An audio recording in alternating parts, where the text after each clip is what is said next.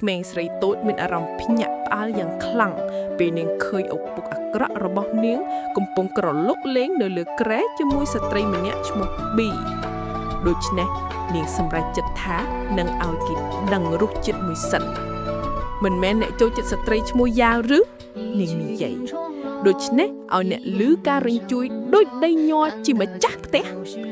បន្ទាប់មកអ្នកបម្រើគ្រប់គ្នាទឿងថាដីញ័រពិតក៏រត់មកជួយ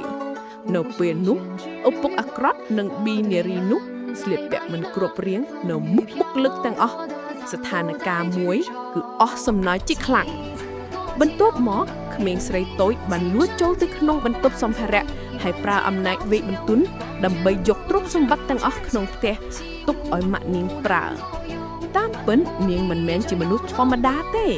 នាងជាចាស់ទុំម្នាក់ក្នុងសាសនាភ្នំដែលបរាជ័យនៅក្នុងការរត់ដោះគ្រោះហើយពេលភ្ញាក់ឡើងវិញនាងคล้ายទៅជាក្មេងស្រីអាយុ8ឆ្នាំម្នាក់នាងទើបដឹងថាខ្លួនឯងបានលួចចូលទៅក្នុងរឿងប្រឡូកមួយដែលខ្លួនធ្លាប់អានហើយតែងតែស្ថិតនៅលើរថយន្តសេះដែលកំពុងត្រូវគេរៀនយកម៉ាក់នាងក៏មិនដឹងថាអ្នកបញ្ជាសម្លាប់គឺជាឪពុករបស់នាងផ្ទាល់ក្មេងស្រីចងចាំថាឪពុកនាងជាមន្ត្រីជាន់ខ្ពស់ម្នាក់បានសម្លឹងមើលអំណាចនិងបោកបញ្ឆោតយកកូនស្រីចៅហ្វាយចេន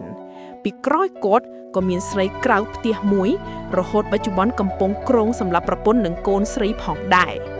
នៅពេលអ្នកសម្លាប់ចិត្តដល់ក្មេងស្រីសម្រេចចិត្តលោតចេញពីរថយន្តនាងនឹកស្មានថា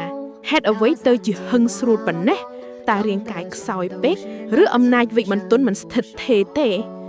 នៅពេលលោតចំហទាំងពីរប៉ះដល់បរិសម្នាក់ដែលស្អាតណាស់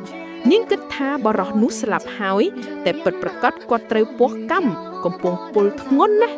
ប៉ុន្តែក្មេងស្រីស្គាល់គាត់ថាជាអ្នកជិតស្និទ្ធរបស់ព្រះមហាក្សត្រឈ្មោះហូយុនសឺ